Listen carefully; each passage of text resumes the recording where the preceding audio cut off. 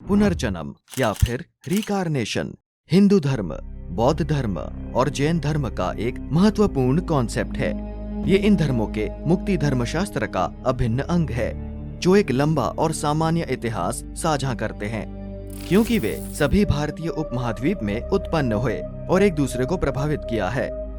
हालांकि ये तीनों पुनर्जन्म के बारे में कुछ सामान्य धारणाएं साझा करते हैं, लेकिन वे कुछ पहलुओं में मौलिक रूप से भिन्न है। नमस्कार दोस्तों, आपका स्वागत है द माइथोलॉजिकल एपिक में। आज की वीडियो में हम हिंदू वैदिक मान्यताओं के अनुसार पुनर्जन्म के विषय से जुड़ी कुछ प्रमुख बातों पर चर्चा करेंगे। आखिर क्या मतलब है पुनर्जन्म का? पुनर्जन्म को आत्माओं के स्थानांतरण या आत्माओं की एक जीवन से दूसरे जीवन और एक शरीर से दूसरे शरीर में यात्रा के रूप में भी जाना जाता है। पुनर्जन्म के हिंदू सिद्धांतों के अनुसार व्यक्तिगत आत्माएं बार बार पुनर्जन्म लेती है और जन्म और मृत्यु के कई चक्रों से गुजरती है और कई शरीरों में रहती है, क्योंकि वे सरल जीवों से जटिल प्राणियों और अंत में मनुष्यों में विकसित होती है। उनके पुनर्जन्म की प्रक्रिया समाप्त तब हो जाती है जब वे अपने शरीर से पूर्णता प्राप्त और मुक्ति प्राप्त करते हैं। आत्माएं मुख्य रूप से इच्छाओं और इच्छा रहित कार्यों के कारण जन्म और मृत्यु के चक्र से बंधी होती है। शास्त्र नश्वर संसार में आत्माओं के पुनर्जन्म और पीड़ा के तीन मुख्य कारणों की पहचान करते हैं। अन्वा अर्थात अहंकार, पसस अर्थात आसक्ति और भ्रम यानी कि माया।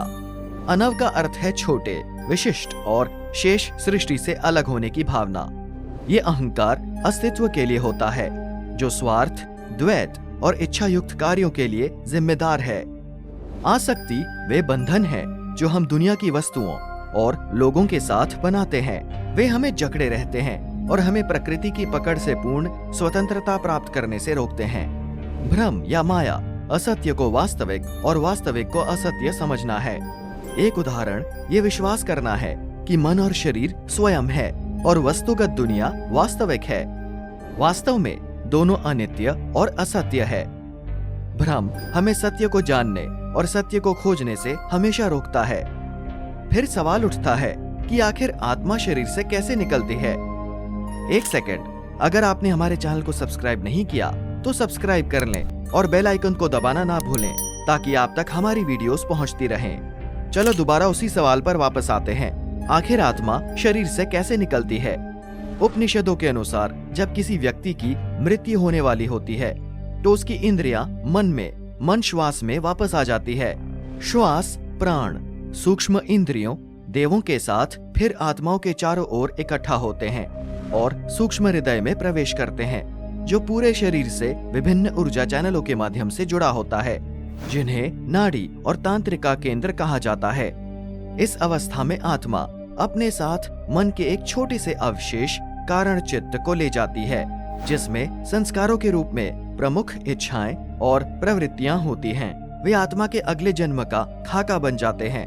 अंतिम चरण में जब व्यक्ति पूरी तरह से बेहोश हो जाता है और सब कुछ खो देता है, तो आत्मा सांसों, सूक्ष्म इंद्रियों, सूक्ष्म शरीरों और अवशिष्ट मन के साथ ऊपर की ओर सांस लेने वाली नाड़ी उदाना के माध्यम से हृदय से ऊपर की ओर यात्रा करती है और पहुंचती है। वहां खोपड़ी में एक सूक्ष्म छिद्र के माध्यम से ये हवा से निकल जाता है और मध्य क्षेत्र अंतरिक्ष तक पहुंच जाता है। एक बार जब आत्मा शरीर छोड़ देती है तो व्यक्ति निर्जीव हो जाता है। तब शरीर का अंतिम संस्कार किया जाता है और इसके तत्वों को वापस कर दिया जाता है। हालांकि उपनिषद सुझाव देते हैं कि कुछ आत्माएं अकेले देवताओं की दुनिया की यात्रा कर सकती है और वहां रह सकती है। उदाहरण के लिए बृहदारण्यक उपनिषद में बताया गया है कि मानव जीवन पुत्र द्वारा पितृलोक यज्ञ कर्मों से और देवताओं की दुनिया केवल ज्ञान से प्राप्त होती है। ये विचार कि मानव जीवन केवल पुत्र के माध्यम से ही संभव है, प्रारंभिक वैदिक मान्यता पर आधारित है कि मनुष्य अपने ही पुत्र के माध्यम से पृथ्वी पर फिर से जन्म लेता है। अपनी मृत्यु से पहले एक पिता एक हस्तांतरण समारोह के माध्यम से अपने बेटे को अपना ज्ञान और नाम देता है। मृत्यु के बाद और पितृ स्वर्ग से लौटने के बाद वो पानी के माध्यम से अपने पुत्र में प्रवेश करता है और फिर से अपने पुत्र के रूप में जन्म लेता है। अपनी मृत्यु से पहले उसने जो भी ज्ञान दिया था वो अपने बेटे से फिर से प्राप्त करता है। इस प्रकार परंपरा उनके पुत्र के रूप में जारी है जो अब उनके पिता हैं, उनके माध्यम से फिर से जन्म लेते हैं।